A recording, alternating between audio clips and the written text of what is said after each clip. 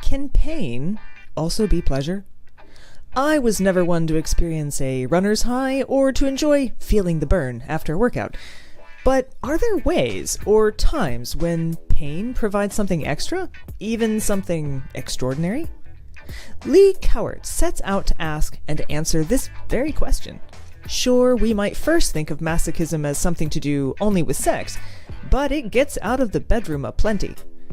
Cowart talks about Black Plague flagellants, ballerinas dancing on broken toes, ice water bathers, and competitive eaters choking down hot peppers while they cry.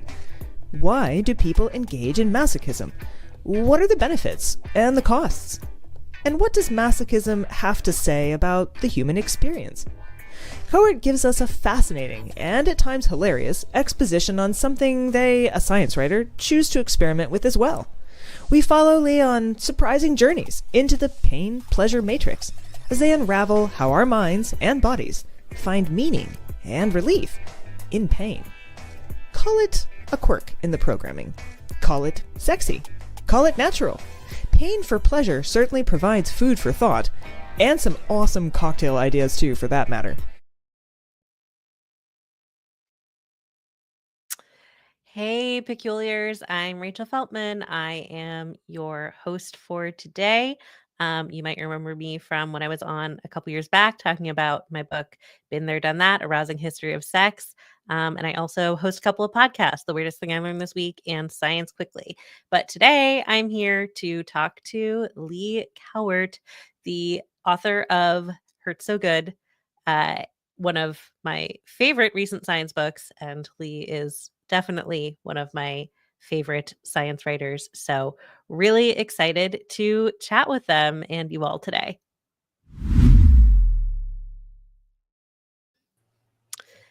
Hey, Leigh, how are you doing? I'm good. Hello. It's good to see you, Rachel. Good to see you too.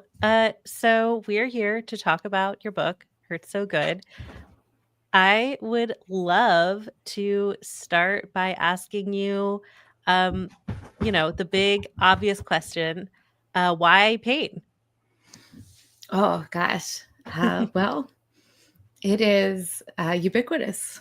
It is something that we all experience, and oh gosh, the orange cats have broken containment, and I'm just watching them. We're just going to keep going. Anyone with an orange cat understands. The thing about pain is that it is prelingual, like as Elaine Scarry talks about. And so you have this sensation that it is almost impossible to put into words, and it's almost impossible to know if someone else is experiencing it the same way. And yet we all experience it. And I love messy questions that cannot be answered. So it obviously has a soft spot for me.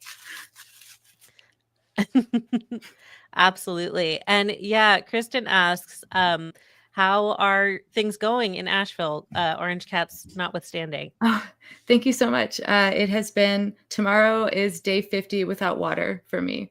And I just had COVID, but I'm better now. I would say that I personally got lucky. Nothing hit my house. And And though my aunt did lose everything except her cat. So we are all accounted for, and just trying to get back to it. I recently learned that it has been classified as a geological event, which is a surreal thing to experience. But we have a good community here, and I maintain cautious optimism that we will rebuild smarter after this. So thank you for asking. Yeah, that's really good to hear. Really, really glad that you're doing all right. Um, and yeah, talking about the book, talking about pain, I love how much of your personal experience you bring into the book in so many different ways. Um, what were some of the easiest things to write about in that regard, and which were the hardest? That's a great question. I feel like the things that were easiest, honestly, the easiest thing to write about was the hot pepper, and being able to, because it was just very straightforward. It was a very stupid thing. I I felt a real immediate, intense regret like I've never felt before. So clear and so immediate. And then it was just like transcribing the ride. So while the ride itself was very difficult, the actual experience of writing it down felt just very straightforward. Whereas writing about things that were related to sex or related to self-harm or related to anything that's like taboo in the field of what we now colloquially call masochism. Obviously, it was originally a sexual pathology, but now we use it to talk about grad students and pepper eaters and polar plungers. So we've kind of shaken off some of the taboo, but not entirely. And I wanted to be sure that, there's a lot of, you want to do a good job, and you don't want to throw anybody under the bus. You don't want to skip a step in explaining. You want to make sure that when you're writing about something that has such like intimate, sharp edges, that you take a lot of care to do the best you can, because in a way you are now an ambassador for this thing that people have sometimes weird reactions to.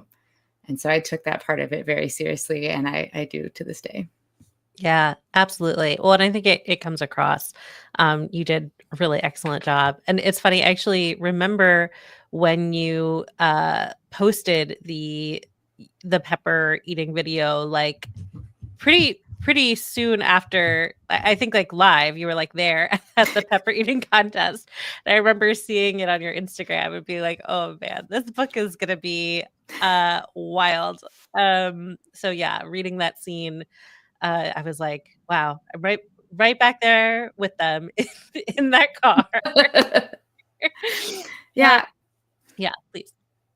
Oh no, I just I did it again, which is why I actually like grew Reaper peppers at home, and ate several of them, not at once, which is crazy because I've done it several times now. And never has a single plant harmed me so much, or not harmed me, but hurt me so much. Right, Obviously, yeah. there was no harm. I'm totally fine. But I really wanted my partner to get to experience the Reaper Pepper ride. And I was like, I've done this before. Let's film it. So I set up like a camera from like last century, and like, dad, sit down to eat the peppers. And I've never seen I have a whole new respect for my partner. I've never seen anyone react like this to a Reaper pepper. They kind of had this initial like facial expression, and then they pretty much just like sat back and kind of crossed their arms and just started like deep breathing. And they were very still. They were so still. And just every minute or so, they would just spit into the cup and then just sit there. And of course, I'm like doing interpretive modern dance, like in the corner. Like that time I got it in the little tubes in my ears, and I felt I was like hallucinating colors that time. And then I saw the playback and I was just like, you are a scary motherfucker. That's I had no idea that was even possible. And they were just like, well, yeah, you do a lot of you do too many psychedelics a couple times and you develop some new coping mechanisms. And I thought that was they very acutely understood that the project with a hot pepper is to just surrender to it. Yeah. Well, one of our peculiars asked, why would that be an experience you wanted to repeat? Which I think is a great question when we're talking about this book in particular. Oh, well, because the thing is, once you get through the agony, it's very much an ecstasy situation. It very much feels like you're rolling. It feels like you've done something. And it just feels a really nice body high. And so like the memory of that pleasantry coupled with my astounding capacity to forget why I hated something so much, it's a perfect trap to get me to do it again. Was there anything else that you encountered, in the course of researching and writing the book, that you were like surprised by your interest in, or that you've gone back to later? Oh yeah. I mean,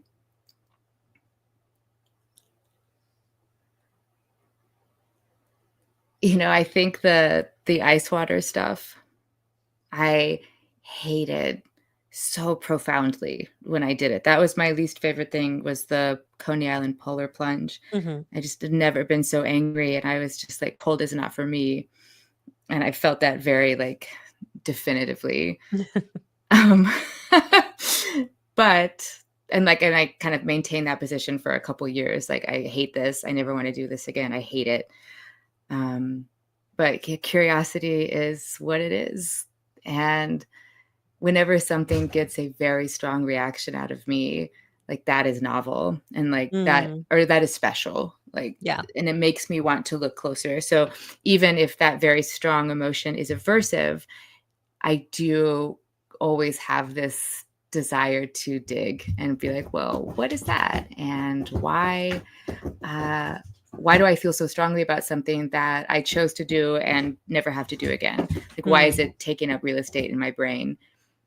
So I have started exploring more cold water stuff, and just trying to see if I can like repattern or reprogram my initial responses to it, which were, of course, informed by having to sit in the chest high ice bath in ballet school. That's what like. You start to dig and you're like, well, why do I hate it? Oh, I hate it because of this. Well, do I want to keep hating it? Would it be fun to play with this? How do I feel after I do it? And so my softening on the cold weather thing has surprised me. Hi, everybody. I wanted to jump in. I actually, that chapter, we have a tradition. I went to Ohio State as an undergrad, and we have a tradition before the Ohio State-Michigan football game. The entire campus basically gets drunk, and at midnight goes down. There was a lake on campus, and it's end of November, and everybody jumps in the lake. So like, I've never done the polar plunge on Coney Island, but I've done definitely some cold plunges, and it's wildly fun. Oh yeah, and especially with like people you're close to. Yeah. Like, I think I got to experience like the kind of group behavioral synchrony of it, but I was with strangers. And 2 years later, I did it with some friends, and it felt very different. And even though it was a smaller group, the bonds were a little stronger, and or a lot stronger. And I felt much more connected to my fellow man in the water in the frozen French Broad, I think, than I did during the Coney Island one, where I was just feral with rage on the beach. That's actually interesting. You did a lot of things in the book you kind of did solo. You didn't really have a friend to tag along with you. So I wonder if eating hot peppers with your partner probably was different than eating it alone. Sure. I did take a friend with me to the polar plunge. That's right. Yeah. And I kept telling her, I was like, I will respect you if you change your mind. Like you don't have to do this. I'm full of regret right now. Oh. But of course, like she very much like Casey actually just walked into the ocean like the Terminator and then just like marched right back out. And I was like, man, my friends are scary. Sharon is a fellow OSU grad with me. That's right. She said she was checking in from Columbus, Ohio, but she said she managed to avoid ending up in Mirror Lake. That's the name of the lake during my undergrad time there. I guess not the whole campus then, but definitely it's a wild scene. Do you mind if we jump in and do announcements really quick? Oh, yeah, please. A few things. Yeah, a few fun things we got to tell everybody about. First off, all the social medias. Brandy, is all over all the social medias. You can find her everywhere, even the new ones that are emerging. Tell me which one I should switch to. I got to get off the other one, but I got to find a new home. Peculiar newsletter is the best way to stay in touch with us. Subscribe to the Peculiar newsletter and you get all of Brandy's fun thoughts right in your inbox. And Patreon. Patreon is the best way to support the show. So if you want to help the show grow, help us keep getting fun things, fun musical guests, and other fun things. Here's some of the different tiers, and I know there's more. If you arrow over, there's even more tiers. So if you can help us out, join Patreon and help support the show and what Brandy does.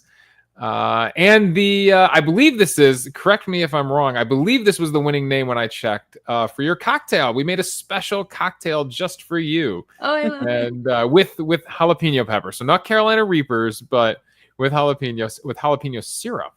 Interesting. That sounds good. So yeah, a little jalapeno garnish on the rim too. So the winning name was Burning Delight. I love it. Yeah. I love it. That's wonderful. Actually, my Reaper peppers became Reaper bitters for my partner's cocktail bar. So this is they're going to love this. There you go. All right. So make sure to jump back on YouTube if you want to copy the recipe down, or I know the recipe is also up on the Facebook feed too, if you go to the Facebook group. So make sure to subscribe to the YouTube channel. Tell your friends to subscribe to the YouTube channel. We love when you join us live. It's an awesome show. The more people we can get to join us live. So make sure you're subscribing over there. Almost done here. Season 6 is coming up. 2025 will be our 6th season, and you can see the list of names there. It's also on Brandy's website. Has some very fun books coming up, some very peculiar books coming up, some more interesting authors hosting author episodes like Rachel is doing today. So get excited for that. And the Peculiar Movie Club. So we do a bonus on our audio feed. We do a Peculiar Movie Club. Me and my co-host Darren do it just to give you something extra and fun on your movie feed. And we always theme it to the book we read that month. So I felt like what do you think, Leigh? Is Black Swan a good totally. Representation of? Yes. It's a great pick. Yeah, that's a great pick. That's a great pick. And it, like, when I saw it, my partner was just like, or whoever I saw it with was like, oh, I really don't want to upset you. Like, how did it make you feel? And I was like, this is complicated. It mostly just made me feel kind of nostalgic. Yeah. They were like, oh, that's not horrifying. Good. That's not good. That's not the response you need to have to this.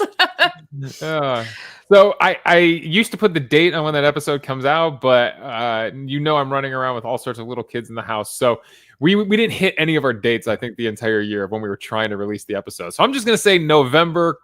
Sometime before the month of November's over. Linear time is overrated. Keep your eye out for it in the podcast feed. So those are our announcements, and back to your questions and back to Rachel and Leigh. Amazing. Yeah, my favorite cocktail at this great place near me called Harry's Daughter is passion fruit and Scotch bonnet. And I avoided trying it for a long time because I was like, I like spicy, but that's like a little Scotch. I know Scotch bonnet, and I know the peppers. That's a little spicy for me, but balanced with the sweetness, it's perfect. Yeah, that sounds really nice. Yeah. So let's see. Speaking of ballet, I would love to hear a little bit more about how early in this book project, like, did you know that your history with ballet was going to be like very integral to the story and integral to what you had to say about masochism? Very early. very early. This actually started out as a 3-part memoir. Mm. And it was still a science book about masochism, but like in its kind of like very early, paper on the wall, baby conception of it. Because I have 3 distinct chapters in my own life, like the ballet chapter. They're not distinct, they bleed over, but we have the ballet chapter, which is a very kind of regimented type of self-harm, or was for me. And then we have the section of my life after I left ballet and like just everything collapsed. So almost died from an eating disorder, lots of self-harm. And then you have the kind of modern era where I have been in recovery for eating disorder for a very long time. And I am much more psychologically healthy and have been, and then still engage with masochism. And so it started out as this kind of like memoir project to think about how my own relationship with pain has shaped the choices in my life. This is Larry Hot Dogs, my office manager, just did a walkthrough. She's thanked in the book. She's a good one. But yeah, I knew that. So in terms of metabolizing my own past or like my own experiences, I very much like to metabolize through writing, but only after I have worked through it to the point where I would be okay talking about it to anyone. Mm. I don't write about wounds that are fresh. I think that for me, that is a dangerous practice because I want my focus on during healing to be on healing. But once things hit a certain level of stability where it's no longer an activating factor in my life, that's when the curiosity switches really turn on. And I'm like, well, what have other people's experiences been? What does science have to say about this? Like now I can play archaeologist with what is left over and we can go from there. So it was always set up to be a very personal book. Yeah. It's so interesting to learn that because, it doesn't at all come across as a memoir because it's not one. It's a super like in-depth, varied science nonfiction book, but the personal narratives that are woven are so rich. So I feel like the book really benefited from starting out in that form. Oh, thank you. Let's see. I know there was a question in the chat that I wanted to ask you. It was a fun one. Oh, Kristen asks, riffing on the term masochism, what would cowartism be defined in a psychological text? That's a very funny question. I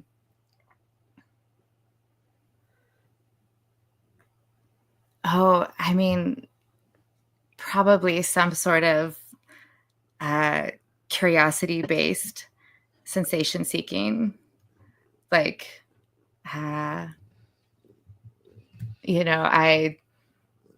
the threshold, once my curiosity hits a certain level, I am willing to do something that I know I'm not going to like. And I feel like my level for that is probably lower than the average bear. Like, I just doesn't take much to just kind of tip me over into like, well, I'm pretty sure I'm not going to die. Then I'm like, well, let me just try it. And that doesn't mean I'm tough or like brave. It just means that the curiosity part kind of overwhelms so many of my other potentially aversive or fear-based emotions. And so it would be something like that. That's a funny question. That's a great answer. What was some of the most surprising stuff you learned while writing the book, either about the science of pain or, I don't know, about yourself or cultural stuff, really anything? I think the 2 things. One, I knew masochism was common.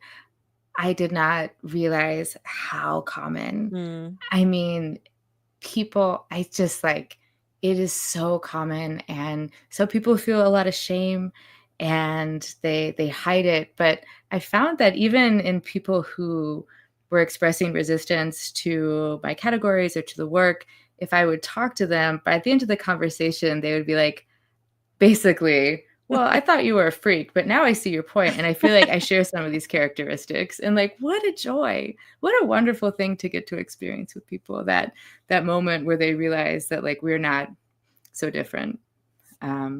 The other thing was just really getting an understanding of how the experience of pain is cooked up fresh every time. Like, I thought maybe there was like some degree of standardization or measurability or anything like that. And it's just not. Like, the story in the book about the person who was bitten by a very venomous snake and nearly died from it.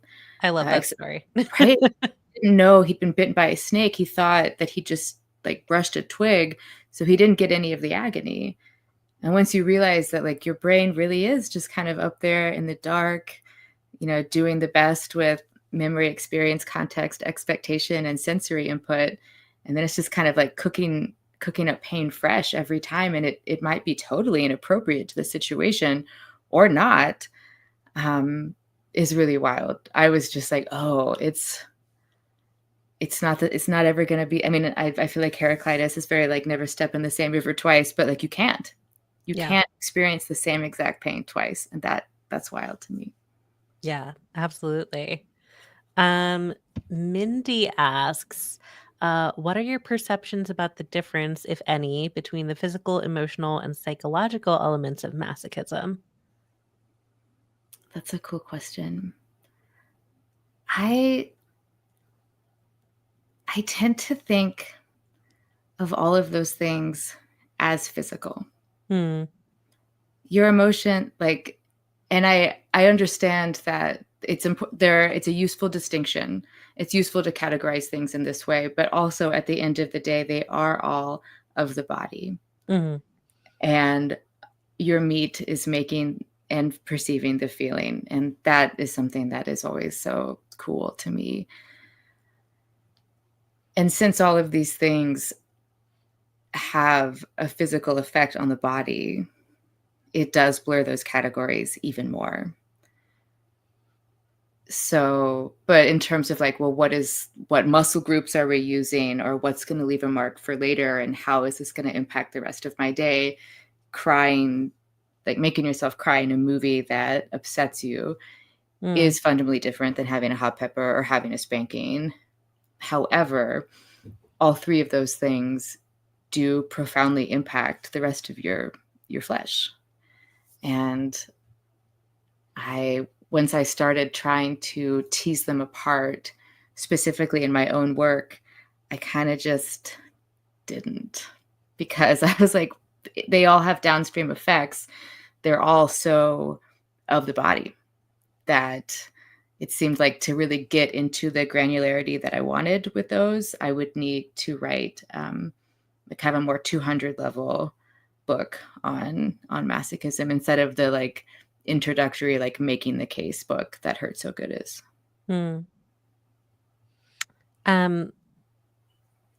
What are you working on now? I am working on a book about disgust. Oh, I'm so excited for that one. I remember you mentioning that during your previous chat, and you are the perfect person to write the book about disgust. So, yeah, I'm very excited about it. I'm excited about the research.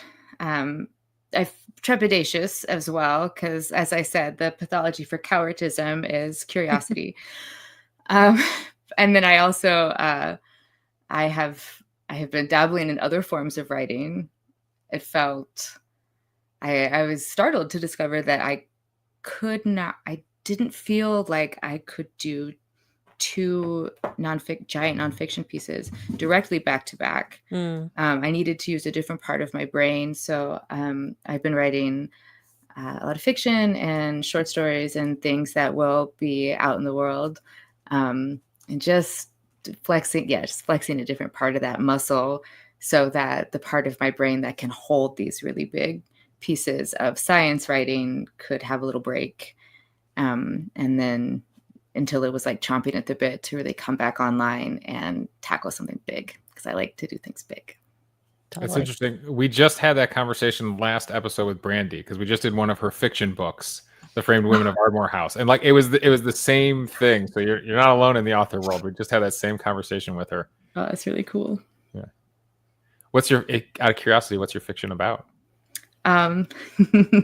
So it is loosely based on my experience playing Blue the dog in Blue's Clues Live after I left the ballet world.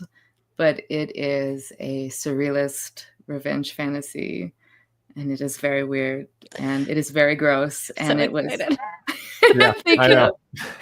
I am very excited for it to get out into the world, and I feel it felt like an exorcism, and I just feel like there are some other people out there who need the same kind of exorcism that I needed, and so that's what this book is trying to be. So.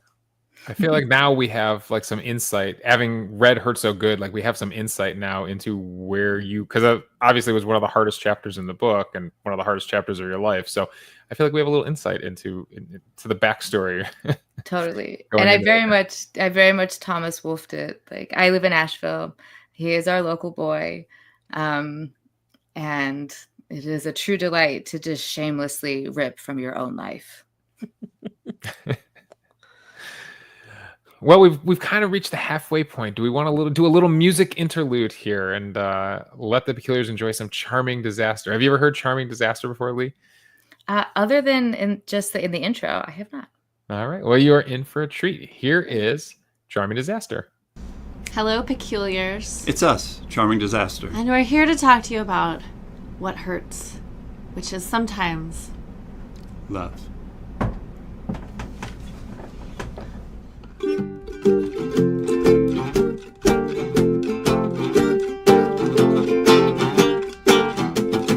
Secretary says you've got a meeting. The secretary's always right. Don't know what you do without her, You can't even remember when you met her, but she runs your life. She keeps the wolves away when you most need it. And you need it more than yesterday. Pencil in her hair is always But sharp. nothing sharper than the look she gives you when you try to make her stay. Secretary knows your weaknesses. A dozen roses, sweetnesses, no more than she deserves from you. Tell her to tell you what to do. You don't know where she goes when she leaves you. Even if you did, who would believe you? The shouting on the phone has gotten frequent. Hands are shaky and you need a shake. The secretary steps out for a minute. Hands you whiskey, razors, aspirin, and the order for your wife's bouquet. Secretary knows your weaknesses. A dozen roses, sweetnesses, no more than she deserves from you. Tell her to tell you what to do. The smell of smoke is always on her breath.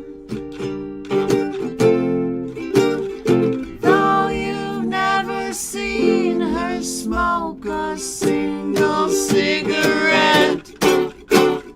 Did you get the secretary's memo? Pay attention, 'cause it's gonna hurt. Secretary says she'll take a letter. Did you let her take the thing that's beating underneath your starched white shirt? Secretary knows your weaknesses. A dozen roses, sweetnesses, no more than she deserves from you. Tell her to tell you what to do. Is she on your side or taking over? She'll eat your heart if you tell her you love her.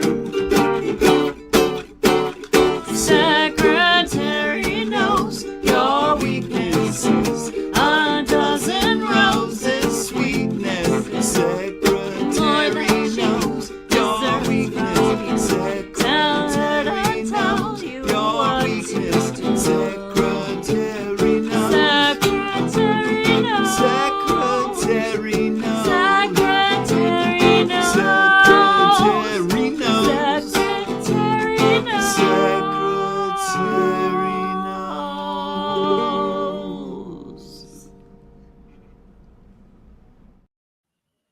All right. That was amazing.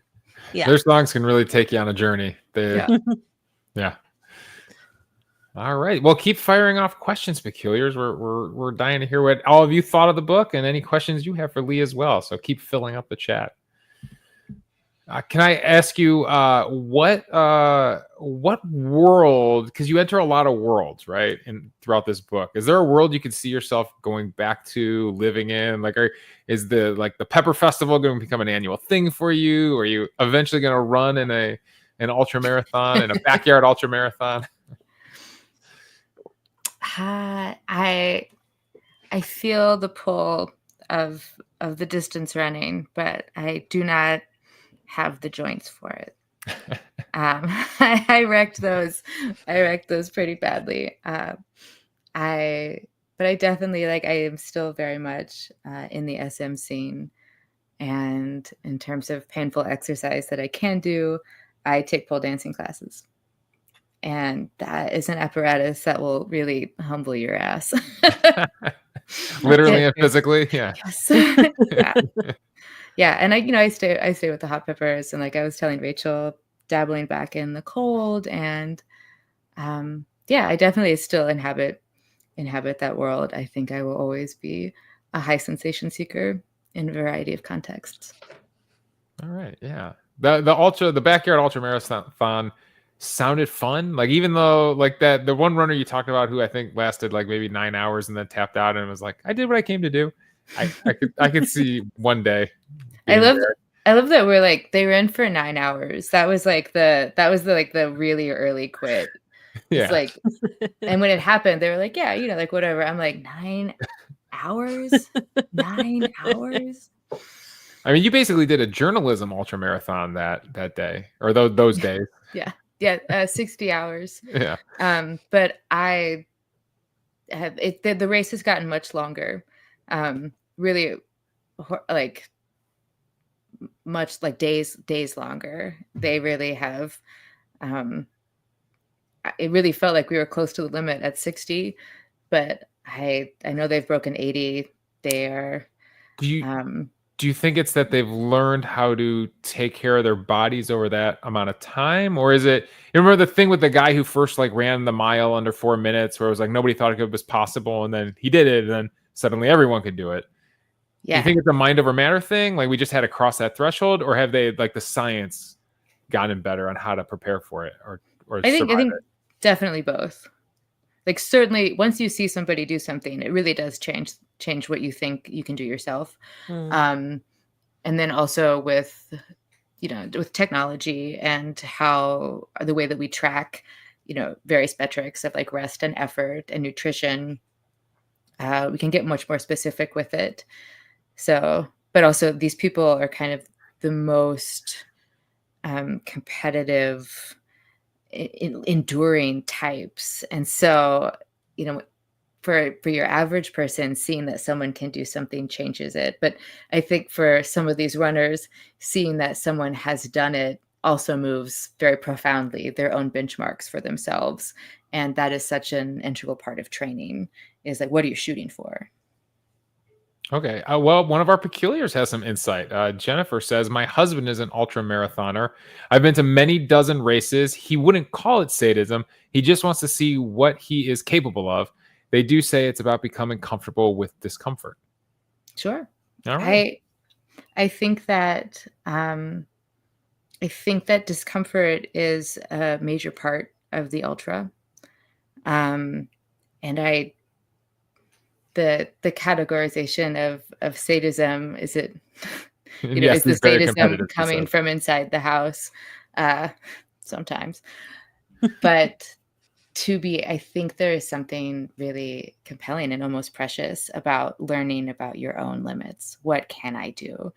How resilient am I really?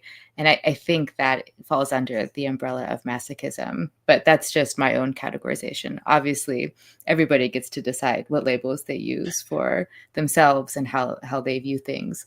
But for me, in my understanding of the sport, the difficulty and the mastery of the difficulty is the point.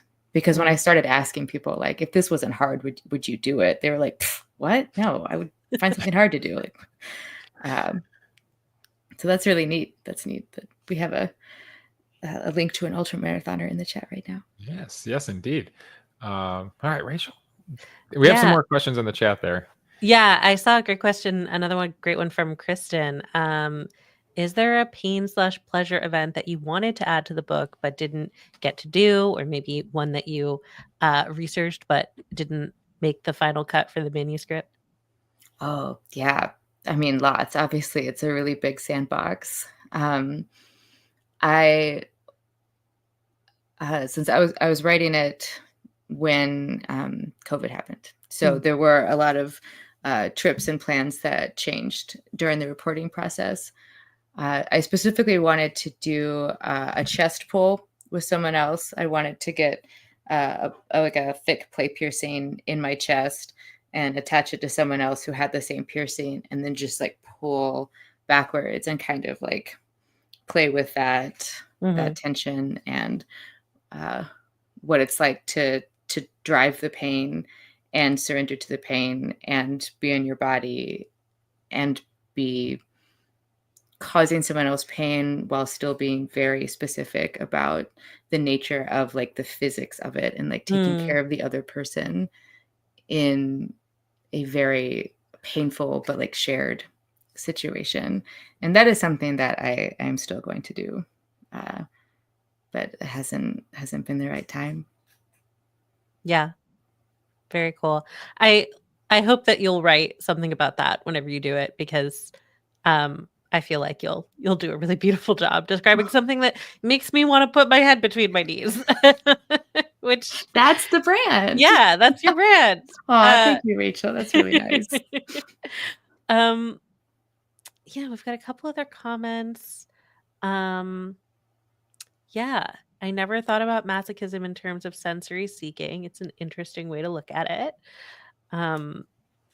Yeah, how did your like sense of truly just how to define masochism, like how to draw the box around it, how much did that evolve while you were doing your research? So much. Yeah. Because I tried not to come in with the framing, and that's part of it, like kind of starting out in the memoir realm, is that it really gave me a lot of space to like fuck it up and just read a lot and talk to a lot of people and find writers that I hated and disagreed with, and find writers that I was like, oh, well, actually that one's working for me, and kind of piece together a baby theory of masochism that worked for me, that made sense just empirically, like based on what people were saying to me, what philosophers and researchers and kinksters and everyone, the way that they talked about their own practices, and how did their own explanation of the practices overlap in a broader way. Yeah. And Jerry also has a comment. Masochism can very much be about suffering through a thing, but it can also be a competition of sorts to say, I lived through that. I didn't let it beat me. Totally. Yeah, I very much enjoy the resiliency aspect of masochism. And I think there's this misconception that I sometimes run into, where people think that all masochists really like love the pain while it's happening. And some of them do. And sometimes I am one of those people, but certainly not all the time. I actually really love finishing it. Sometimes you just really love the end of the scene, the end of the run, the end of the pepper, where you've like done something hard and you've pushed yourself, you've been through something that was outside what you thought you could do, and you kind of get to soak in this new understanding of yourself. And that doesn't require you to love the pain, but it does require you to seek it. Hmm. Yeah, I was recently talking to a researcher who studies fear and morbid curiosity, and his like, obviously people fall into more than 3 buckets, but in his research, he likes to categorize people who enjoy scary things into 3 buckets. And there's um the I'm forgetting what word they use for it, but basically the thrill seekers, and then the white knucklers, who are people who are terrified the whole time, but then they feel like the rush of having survived the thing. And then the dark copers, who are the people who are like, this is interesting, I'm going to use this to think through some hard emotions. And I feel like there's maybe some overlap to what makes people like to engage with pain too. It's not all people just being like, I love hurting. Yeah.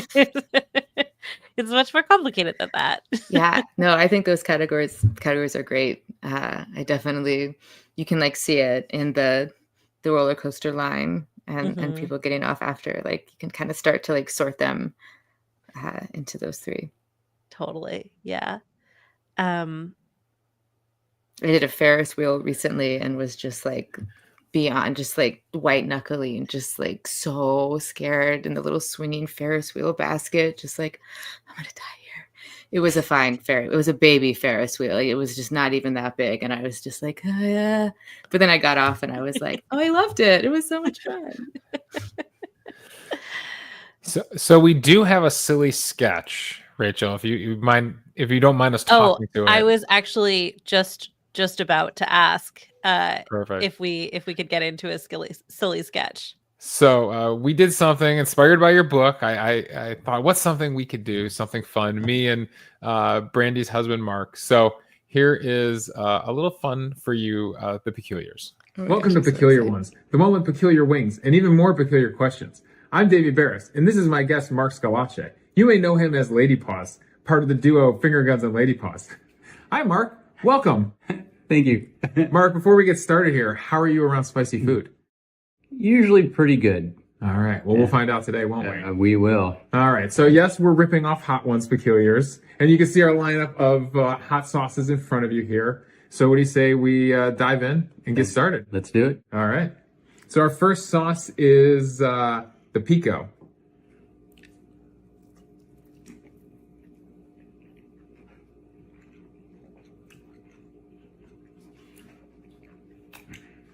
Decently hot. About a 3 or a 4. Not killing you yet. No. All right. So what was a wilder hike for you? Hiking Death Valley or hiking the Grand Canyon? Good question. So Death Valley, 128 degrees during the day. You're exhausted. You're dehydrated.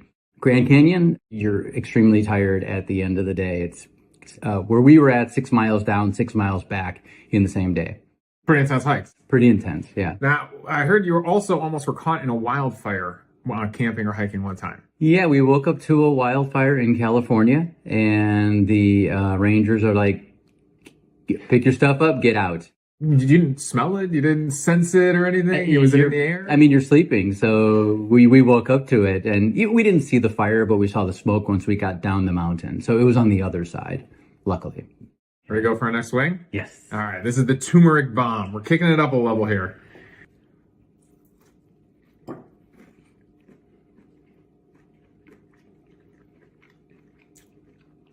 A bit more bitey. Oh, yeah. Still tolerable, though. Still tolerable. It lingers a little more than the last one. It does. Yeah. All right. So, obviously, you've been married to Brandy. How long have you guys been married?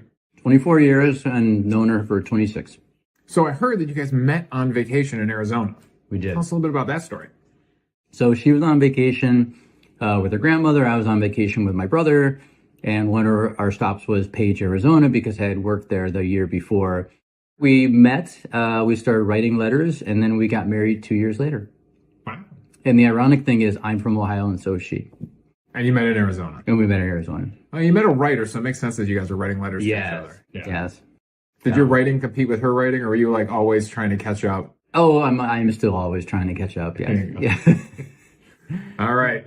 So getting a little bit hotter. I can feel it. Next wing, the bomb. Oh boy. The one everyone worries about. You ready? Yes. Let's do it.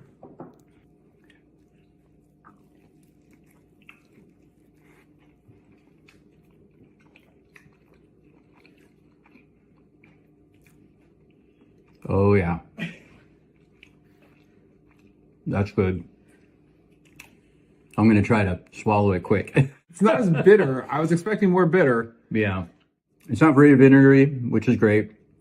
Surprisingly, even though it's hot, it has quite a decent amount of flavor. Yeah, there's still a decent sweetness to it. Yeah. Oh, it's sticking around, isn't it? Oh, yeah. All right. So as it travels up to our eyes, we're going to play a little game on the show called Explain That Gram, or Facebook. What's going on in this photo? You guys have fun outfits on. You're in a picturesque setting. Yeah, so we typically like to dress up on Saturdays and go for a different setting. I don't really remember where that is. I think the heat is getting to my brain. Yeah. But it's sitting in the back of our tongues right now, It is. in the back of our mouths right now. It is. Yeah. But yeah, we typically try to dress up a little bit and then, walk around and kind of feel like we're, people from the 30s or 40s. We try to dress that style. I think my brain cells are dying at this moment. All right. Well, we got one wing left, and it is traditional on Hot Ones to do a last dab. Oh, wow. So we'll put just I didn't put enough sauce on these already. We'll put just a tiny dab on the final wing. All right. All right. Well, cheers to you. It's a small sampling, but I think we're going to survive this. Cheers.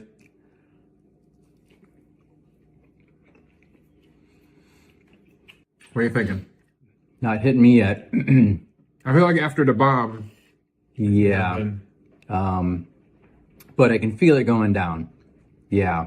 Okay. My mouth is starting to light up. Now that your mouth's on fire, one last question. So we heard that you one time had to save Angelina Jolie from a Disney ride. Oh, yes. So I'm an engineer, so I got called out, and it was the Harry Potter ride. Angelina Jolie got stuck on it, so then they called me down and said, okay, let's troubleshoot this. Let's figure out what's going on. And I didn't actually get to see Angelina Jolie. They had gotten her out of the ride before that. But so did word come down there were passengers stuck on the ride, or specifically Angelina Jolie is stuck on the ride, we must save her? There was passengers and her, yes. Okay, fair enough. Well, Mark, we survived the Hot Ones challenge, the Peculiar Wing challenge, and luckily Brandy is here to save us. Yay! With some vanilla ice cream. Right. So while we cool off our mouths, tell the people what you got going on. You writing a book yourself? Do you have any? Redoing the basement a bit. And, it's wood cutting season, so I'm chopping wood for the fireplace. Well, thank you. Thank you for trying the wings with us. All right. And back to the show. Scotland! We're in Scotland! Yes. I love it. I love it. Mark couldn't Hard remember that talk. he was in Scotland. That's really fun. Yeah, it really, as someone who likes a bit of escapism with my pain, hot food is definitely going to shut off the part of your brain that can do taxes. Yeah. It is a nice little vacation. I'll admit I've been experimenting with hot sauces for a while now, so my tolerance to hot sauces is pretty high up there. But it was fun to it's one thing to dabble with it, but then to actually eat a wing coated in it, drenched in it is a thing. Yeah. I did I sold books at a big gay party this summer, and I set up my little table, and I brought big jugs of hot sauce, and I just did I made a little sign, and it was who would like to gargle hot sauce with me, and people would come up and we would just do shots and gargle it and then spit it out, and then just kind of look at each other we have that moment, and it was really nice. That does sound really nice. Yeah, it was sweet. I think that's one of the joys of Hot Ones is it's the moment between the two people, like the classic Paul Rudd line, like look at Look us. at Like, us. it is the bonding. Oh, totally. Oh, Brandy's in the chat. Hi, Brandy. Hey, Oh yeah, so Brandy. Brandy tried one. She went asked to try one, and she asked for the least hot one, and accidentally grabbed the hottest one. Oh, no. And it was after we had stopped recording. So but basically what you described, if you watch Lee's reaction to the hot pepper, that's basically Brandy's reaction to the hot wing. Yeah, I remember not realizing that my own body could provide such a sensation. That just seemed like in any other context, if I got a sensation like that from my body, I would be 1000% sure I was dying. Like no questions asked. You know, it's interesting. You described a lot of sensations in the book. It's funny that that's the one we're kind of lingering on. Like that's the one that was most entertaining to us. It was very big. It was very big, and it's also very accessible. You True. know. Yeah. And for people who would like to play along at home, I recommend, like if you're going to do ultra hot sauce tasting, I recommend spitting it out unless you like gut cramps or that part of it. There's more after the gut cramps. It doesn't end at gut cramps. Oh, yeah. You have all of the same receptors right around your anus. Like it's just like a little mouth down there. Yeah. And So, and I find that the cap cramps do not do the endorphin rush for me. They just remind me of childbirth. So I'm like, good on that one. But spitting it out means that the ride ends when it ends. So if you're like, I made a mistake once in a hot sauce shop where I was just sampling tiny spoons of very hot sauces. And I didn't think I was eating enough to really warrant spitting it out and didn't want to be like, hey, can I have a cup to spit in your store? So I just sampled a lot of them. And then that night was just like splooted on the floor, just cursing and weeping. I learned nothing. Well, we're getting towards the end of the show. We do have one last segment, and that is to quiz the author. Oh, yes. We were talking a little bit before the show about the quiz we gave Rachel when she was a guest, and it was about the softcore TV shows from Cinemax After Dark.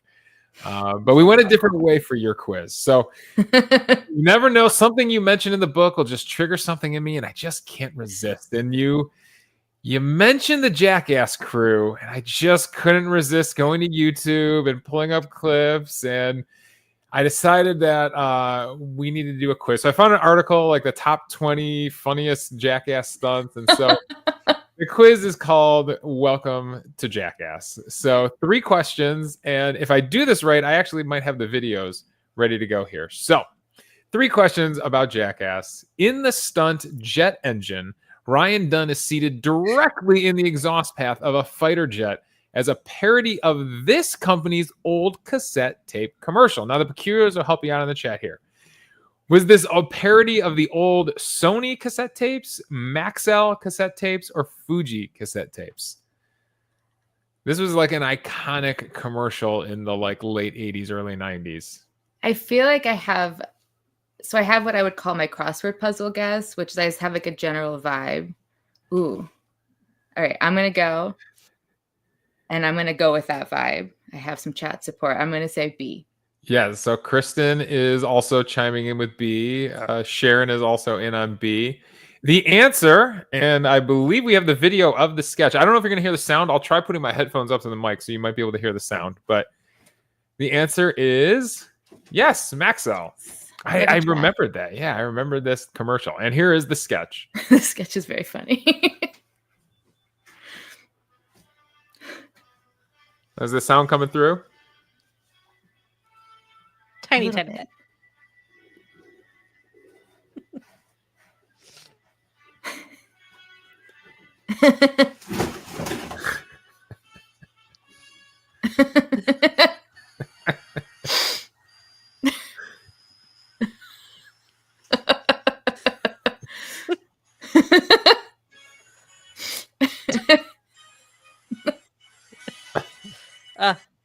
Classic.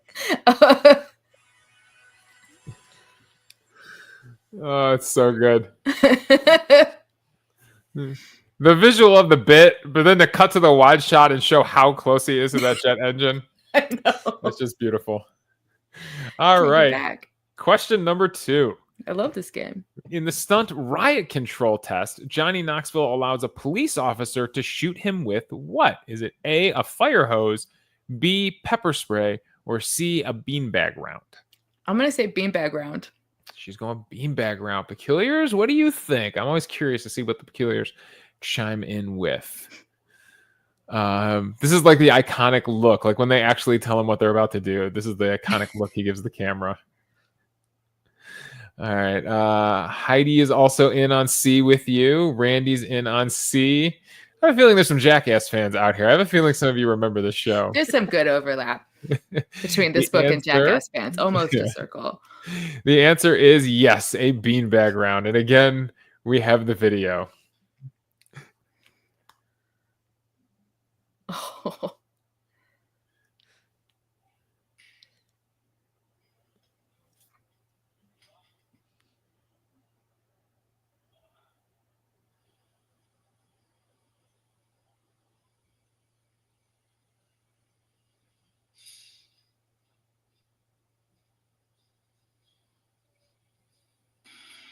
Oh my god.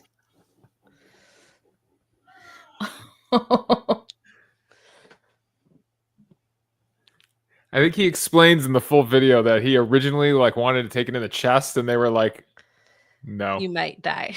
yeah." Wow. All right. So Yeah, I saw in the chat the waiting would be the worst part. Absolutely. Yeah. Yeah. you know, of all the, I remember this one from back in the day because of all the stunts. Like he always has a smile on his face. He's always excited to do the stunts. Like he takes pleasure in it. Obviously, this was the one where he doesn't look like he's taking any pleasure in the stunt. All right. Have you seen him recently? Has anyone seen like modern day Johnny Knoxville? I oh my gosh, what's the reboot or whatever, the show that Oh yeah. he was on recently? It was really good in it. He very much is aging into Eileen Miles, the writer Eileen Miles. Because I saw a picture without my glasses on, and I was like, "Is that Eileen Miles?" No, it was Johnny Knoxville, and honestly, it's a great look for both of them. It's a very good he's look for both aging of really them. well. I mean, I think maybe not constantly getting getting shot with beanbags is like Seems like that's working out. treating for him him. well. Yeah. All right. Question number 3. In the stunt, the high five, Johnny Knoxville uses a giant spring-loaded hand to smack his friends in the face as they enter the office kitchen. To take it up a level, what does he add to the hand? A, water balloons, B, bags of flour, or C, a big dollop of shaving cream? How does he take it to the next level? I feel like I very much remember the hand, and my gut tells me that since Johnny Knoxville is such a classic consummate showman, that it would be like cream pie, like dollop of shaving cream, but bags of flour would be meaner because that would hurt more when the flour explodes. So I am gonna go to the chat. And they're a we little bit all have over the place. Yeah, Randy says B ? Heidi's in on C with you. Brandy says, I hope it's shaving cream. Right? Which makes me think it's not shaving cream.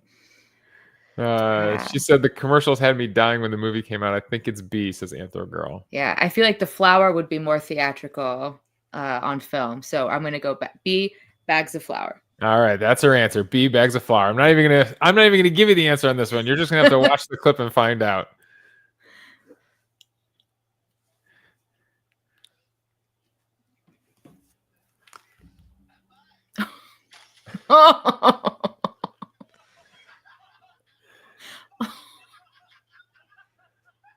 Oh my god.